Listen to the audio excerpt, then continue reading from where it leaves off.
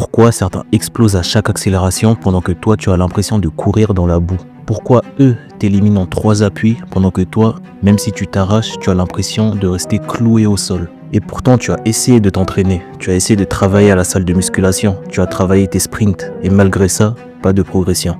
Tu restes lent. Et puis au final, tu as cette impression que la vitesse, c'est quelque chose qu'on a ou qu'on n'a pas, que c'est génétique. Mais si je te disais que tu as mal été programmé, si je te disais que ton corps pourra aller bien plus vite, mais que tu n'as pas activé les gènes que tu étais censé activer. On t'a peut-être dit que tu n'étais pas fait pour aller vite, que c'était génétique, mais moi, je t'explique en quoi ton épigénétique s'en fout et comment ton corps peut devenir une machine à sprinter à condition que tu le programmes correctement. Moi, c'est Mosé Mbouya, je suis préparateur physique et auteur d'un protocole de développement athlétique que j'ai construit en étudiant jour et nuit les meilleurs clubs et préparateurs physiques au monde, ainsi que leurs méthodes pour développer les meilleurs athlètes. Ce protocole, je l'ai fondé sur ce qu'il y a de plus concret aujourd'hui, la neurophysiologie, la biomécanique et une logique d'épigénétique. Autrement dit, comment ton corps s'adapte, se transforme, se développe et comment tu peux devenir aussi rapide malgré que tu ne sois pas né avec le gène vitesse. Aujourd'hui, tu vas peut-être avoir la chance d'être sélectionné pour suivre l'un des meilleurs programmes d'entraînement de vitesse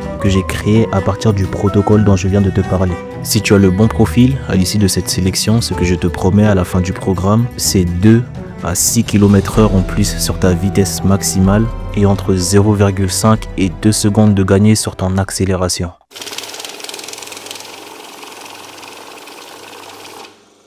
Donc si tu as entre 16 ans et 25 ans, que tu fais du foot à un niveau sérieux, que ce soit régional, national ou à un niveau professionnel, peu importe le poste, si tu veux devenir ce joueur plus explosif, plus décisif, plus dangereux à chaque action, réserve un appel en cliquant sur le lien qui s'affiche pour qu'on puisse établir si tu as le bon profil pour suivre le programme dans vitesse.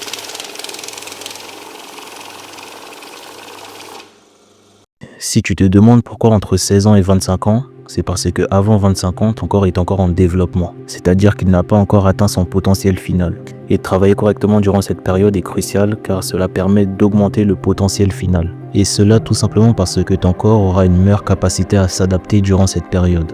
Pour faire une analogie un peu plus extrême, pour que vous compreniez mieux, pensez à la vitesse à laquelle un enfant apprend sa langue maternelle. Pourquoi est-ce que je demande au minimum le niveau régional? Je pourrais faire des exceptions bien sûr selon le profil, mais je pars du principe qu'à ce niveau-là, la compréhension du jeu, la lecture du jeu et le niveau technique est bien plus intéressant que les niveaux précédents. Ce qui est nécessaire car selon moi, tu auras beau devenir plus rapide d'un point de vue athlétique, si tu n'as pas la capacité à lire le jeu et anticiper chaque action, tu seras lent dans tous les cas. Partir avec 2 secondes d'avance parce que tu as anticipé une passe sera toujours plus intéressant que aller 1 seconde plus vite. Et pourquoi peu importe le poste? C'est une chose qui peut sembler bizarre car on attribue souvent la qualité de vitesse aux gens qui jouent à des postes latéraux ou ailiers. Mais aujourd'hui, le foot va bien plus vite et chaque poste, chaque joueur doit avoir cette capacité de projection. Que ce soit pour les milieux de terrain qui sont aujourd'hui un peu des joueurs de couloir car ils ont ce qu'on appelle le demi-espace dans lequel ils doivent être capables de se projeter. Que ce soit les attaquants de pointe qui doivent être capables de prendre la profondeur dans des contre-attaques de plus en plus rapides ou même les défenseurs centraux qui doivent être capables de poursuivre des attaquants de plus en plus rapides, mais aussi qui peuvent avoir cette capacité à se projeter vers l'avant si nécessaire.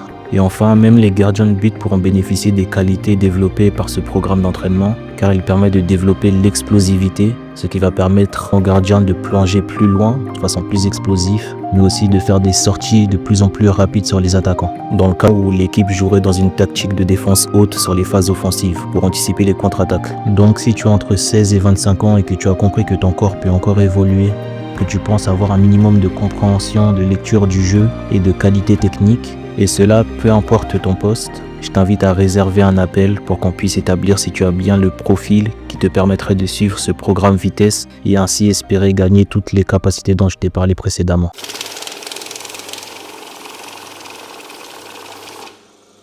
Parlons concrètement de cette première objection, de cette première croyance limitante qu'est la génétique. Quand on parle de devenir rapide, la majorité d'entre vous qui ne se sentent pas comme des gens rapides vont avoir pour première objection qu'il s'agit d'une qualité qui est génétique. Mais quelle est la réalité? Qu'est-ce que la génétique? Et est-ce réellement une fatalité?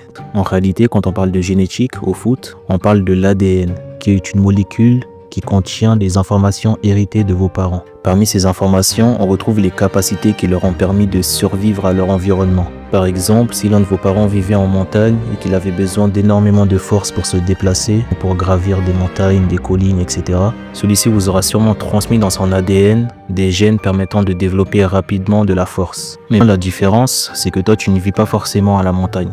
Et l'ADN, ou en tout cas son expression, n'est pas quelque chose de figé. Tu reçois énormément d'informations dans ces gènes, mais toutes ces gènes ne sont pas activées. Ce qui va décider si une gène va être activée ou désactivée, c'est ce qu'on appelle ton épigénétique. L'un des meilleurs exemples d'une génétique activée et d'une autre qui ne l'est pas, ce sont les frères Schwarzenegger.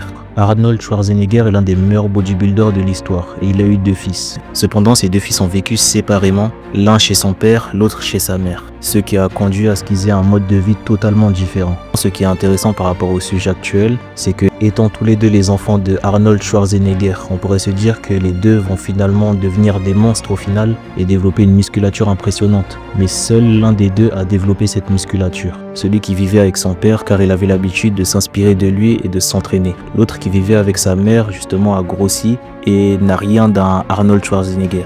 Pourquoi? Parce que son mode de vie a envoyé l'information à son épigénétique qu'il n'avait pas besoin d'activer les gènes responsables de cette prise de muscle. Et donc ces gènes de prise de muscle se sont désactivés. C'est l'un des meilleurs exemples pour comprendre que tu as beau avoir une génétique et des prédispositions, tu peux ne pas l'activer et tu peux ne jamais bénéficier des qualités qu'elle te permettait d'avoir plus facilement. Car pour en bénéficier, il faut s'entraîner correctement de façon assez intense et assez lente surtout. On est dans le foot et la vitesse n'est pas la seule qualité.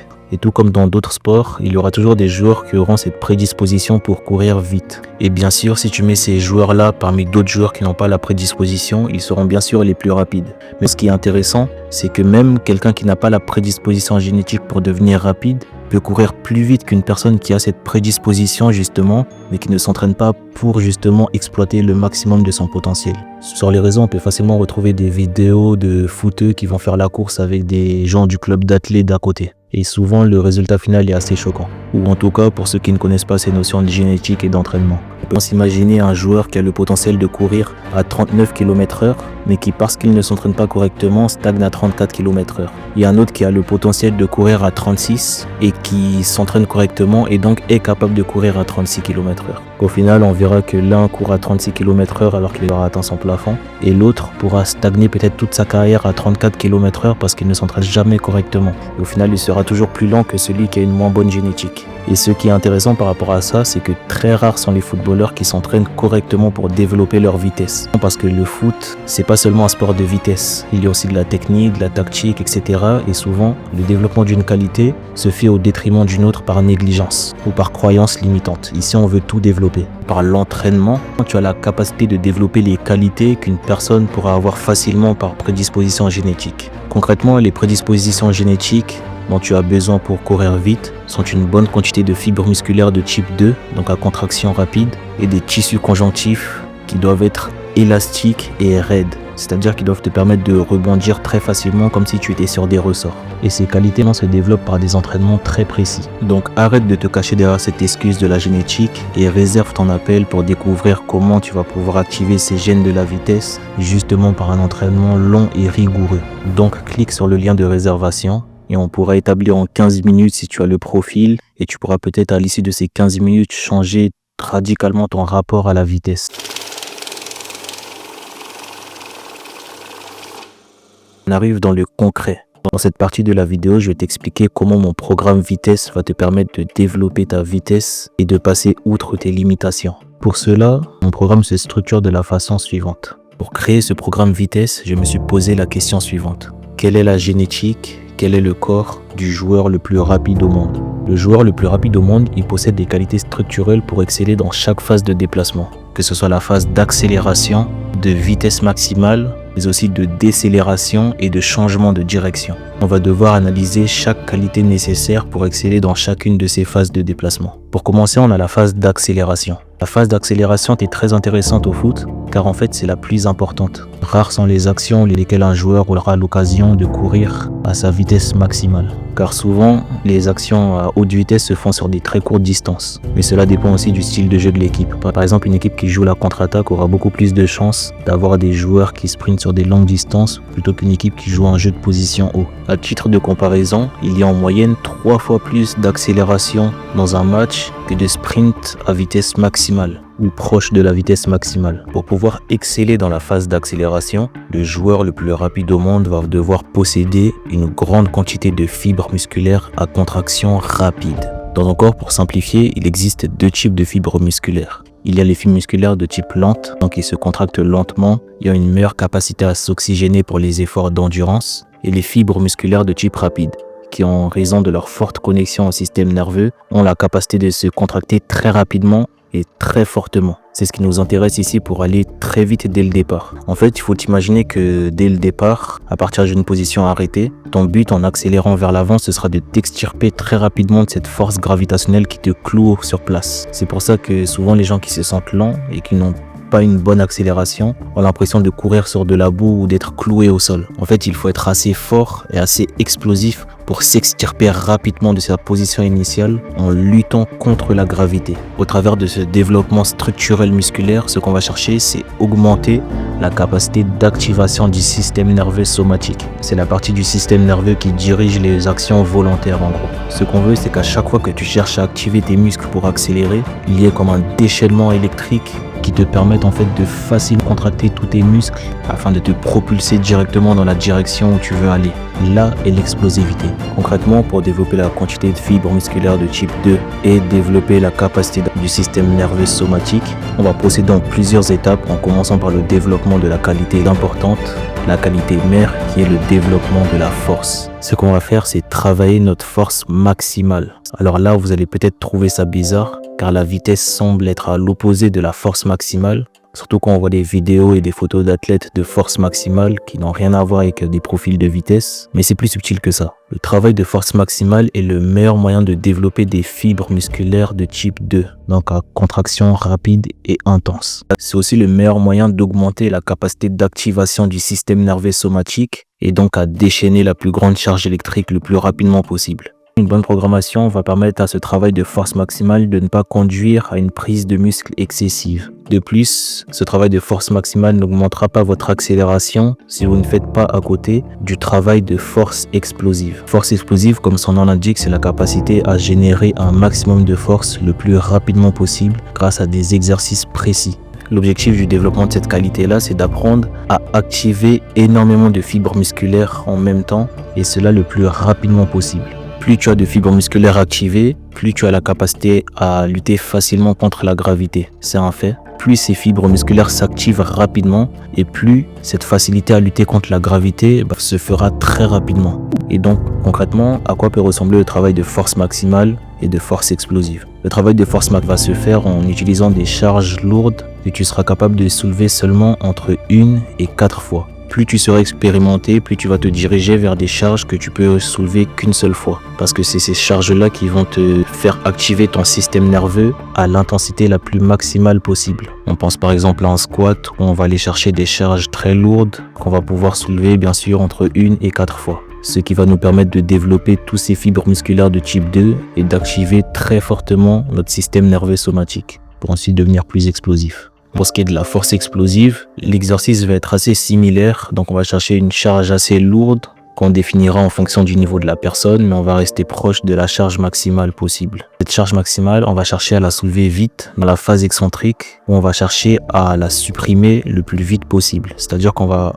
l'enlever, on va réduire du temps en excentrique progressivement. Pense par exemple à une barre que tu n'es capable de soulever que 6 fois. Le but ce sera par exemple de relâcher complètement durant la phase excentrique, mais de réactiver tes muscles afin de retenir la barre au niveau où elle sera. À ce niveau-là, bien sûr, tu auras besoin d'un programme précis avec des consignes de sécurité, telles que l'utilisation de racks de protection pour éviter de te blesser ou de te faire mal. Donc le développement de ces deux qualités en salle de sport seront les principaux moyens pour développer notre capacité d'accélération. Ensuite, je suis un peu plus technique avec les exercices de type balistique, où on va faire des sauts sans élan ou avec élan mais avec des grands amortis, car la pliométrie va être ce qu'on va utiliser pour développer la phase suivante de la course. Et donc cette phase suivante de la course, après l'accélération, c'est la vitesse maximale. Après avoir fait ton 0 jusqu'à ta vitesse maximale, cette vitesse maximale bien sûr il faut déjà l'atteindre et ensuite il faut la maintenir.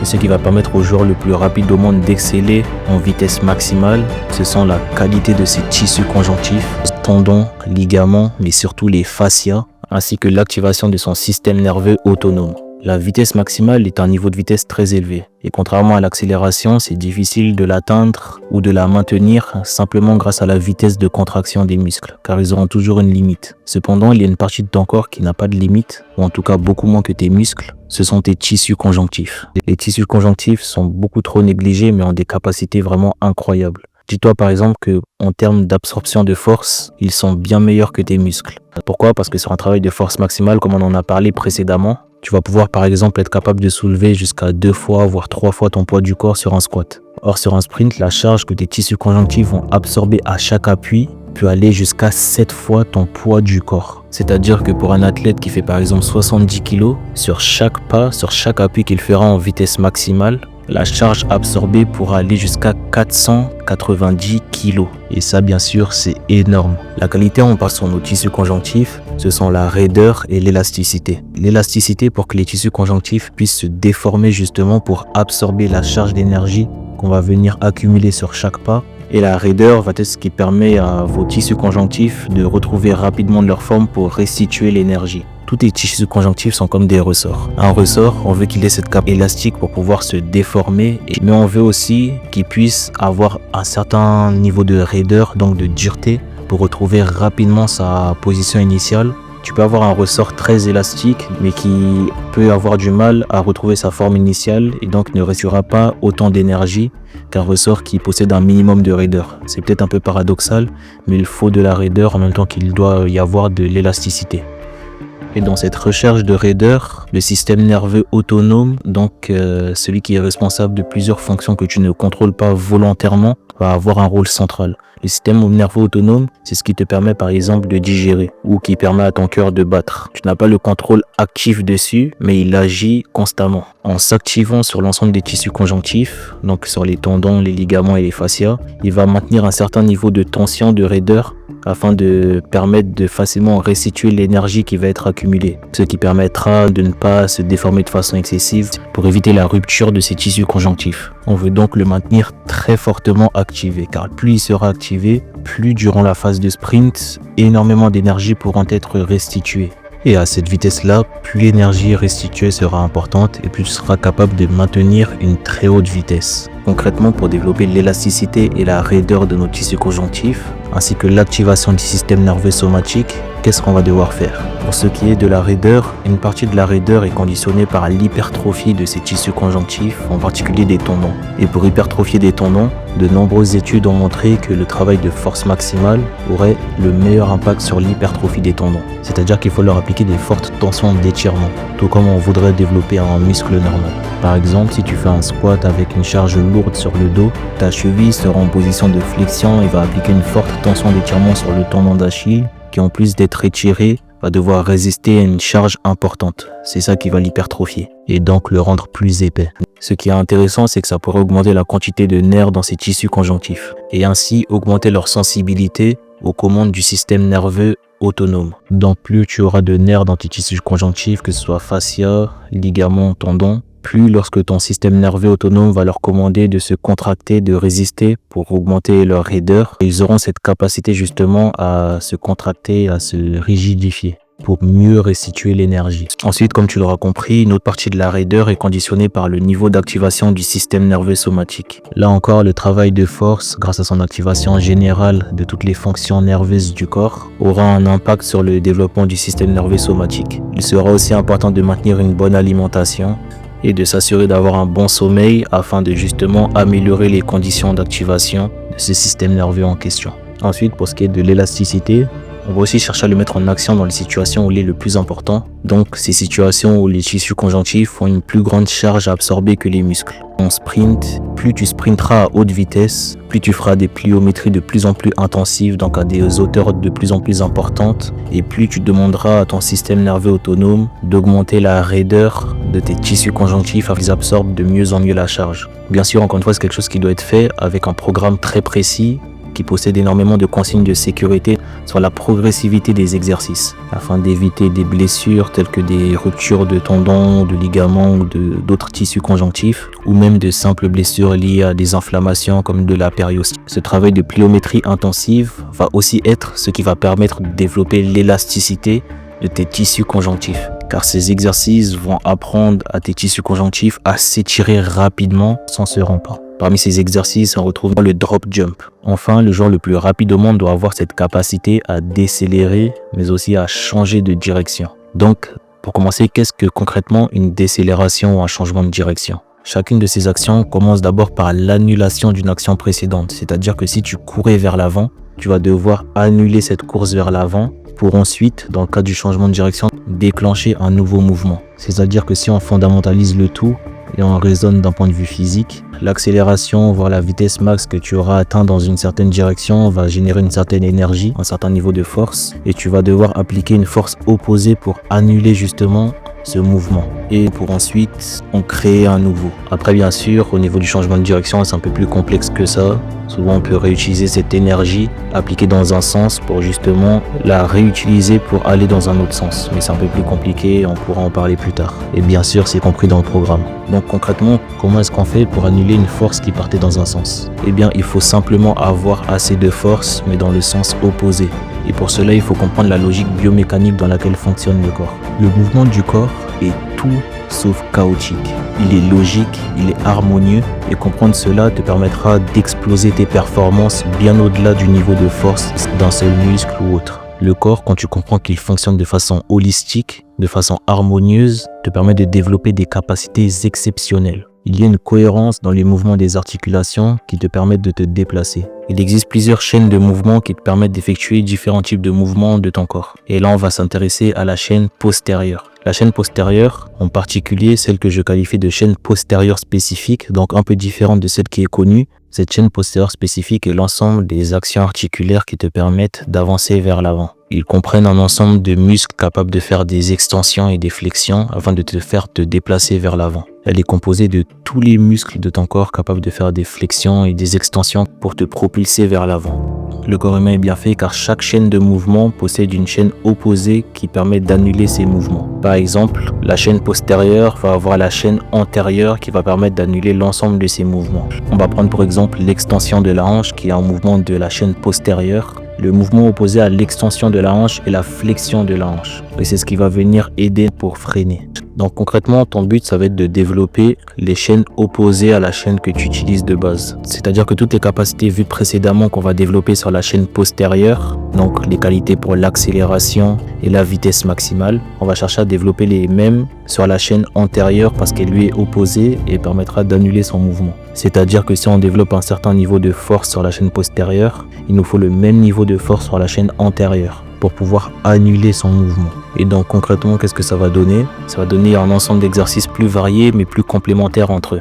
Par exemple, un exercice complémentaire au squat qu'on ferait par exemple sur un travail de force serait le psoas sit-up en travail de force. Si on est capable de soulever un poids que l'on peut soulever 3 fois sur un squat, on va chercher à soulever un poids similaire sur le psoas sit d'un point de vue intensité musculaire. C'est-à-dire que le poids ne sera pas forcément le même sur la barre, mais en tout cas le ressenti d'un point de vue musculaire sera le même que sur le squat. Cette partie-là, c'est une partie qui est prise en compte dans le programme d'entraînement car en fonction de où vous positionnez vos charges, vous n'aurez pas le même ressenti, la même tension sur vos muscles. Ce qui compte au final, c'est la tension sur les muscles, ce n'est pas le poids exact affiché sur la barre. Donc tu l'auras compris, la science derrière la vitesse est assez complexe, mais toute cette science est résumée et appliquée de façon très simple dans mon programme vitesse. Je t'invite donc à réserver ton appel en cliquant sur le lien si tu veux une méthode progressive, intelligente, construite pour développer ta vitesse.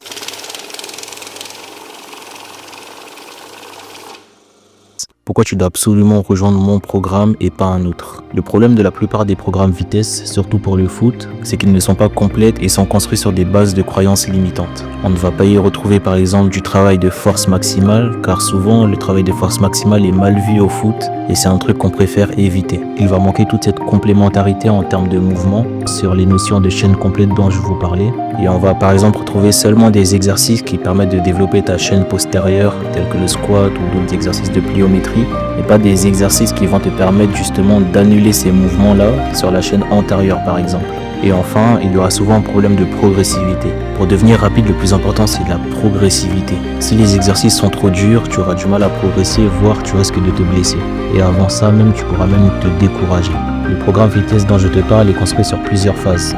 Mais non seulement il est précis, progressif, intelligent et complet, mais tu recevras aussi en plus un programme alimentaire basé sur des sciences biologiques qui te permettront d'exceller en termes de vitesse. Parce que progresser en vitesse, c'est 50% entraînement, 50% alimentation. Donc clique sur le lien pour réserver ton appel, pour peut-être passer la sélection et pouvoir participer à ce programme d'entraînement. Et si tu n'es pas sélectionné, ce n'est pas une fatalité. Entraîne-toi, prépare-toi et reviens plus fort et réserve un nouvel appel pour essayer à nouveau d'être sélectionné.